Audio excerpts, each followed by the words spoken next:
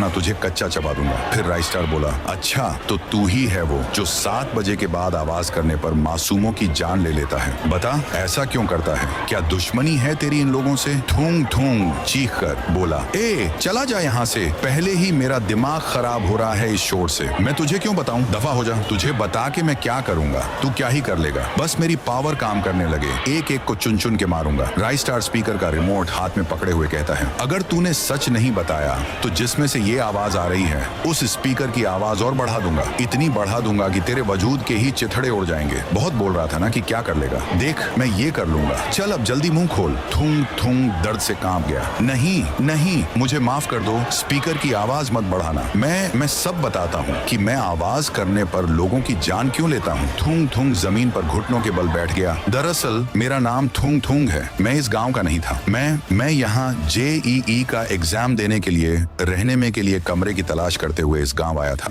एक रूम मुझे मिल भी गया। कल मेरा एग्जाम था, इसलिए मैं रात को अपने कमरे में बैठकर पढ़ रहा था। मेरे लिए वो इम्तिहान मेरी जिंदगी था। पर मेरे रूम के बाहर गांव के सरपंच के कुछ गुंडे बेटे नशे की हालत में गाने की आवाज फुल बढ़ाकर नाच रहे थे, गालियां बक रहे थे। मुझे उनकी गानों के आवाज से पढ़ने में डिस्टर्ब हो रहा था। मैं बस उनके पास गया और उनसे मिन्नत की, भाई प्लीज आवाज कम कर लो यार, कल मेरा पेपर है, मेरी जिंदगी का सवाल है, मुझे तुम्हारे आवाज से डिस्टर्बेंस हो रही है। पर वो जानवर, उन्होंने मेरी एक न सुनी, उल्टा मुझे ही गाली बकने लगे। देख रहे बिडू, लोग आज तक अपुन से किसी ने सर उठा के भी बात नहीं करी, और ये पढ़ाकू बंदर जैसा दिखने वाला लड़का अपुन को ज्ञान पेल रहा है और हमारी पार्टी को खराब कर दे लिए है इसने।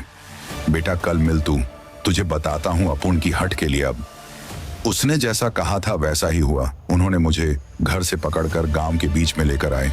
वहां लोगों की सभा बिठाई गई। फिर सरपंच के बेटे ने मुझ पर झूठा इल्जाम डाला। अरे गांव वालों, ये पढ़ाकू बंदर जैसा दिखने वाला लड़का कोई स्टूडेंट नहीं है, बल्कि चोर है। साला कल रात 1 बजे मैंने इसे एक घर पे चोरी करते वक्त रंगे हाथ पकड़ लिया हूँ। मैं तो कहता हूँ इसे चोरी करने में, जुर्म में दर्दनाक मौत दे। गांव वाले भी उसके बहकावे में आ गए और उन्होंने सरपंच के बेटे का साथ दिया। उसके बाद मेरा सर ही काट डाला। मैं दर्द से चिल्लाता रहा। उसके बाद वह तीनों ही जीप में बैठकर दूसरे गांव में रहने के लिए चले गए। मुझे इंसाफ नहीं मिला, मुझे उनको जान से मारना है।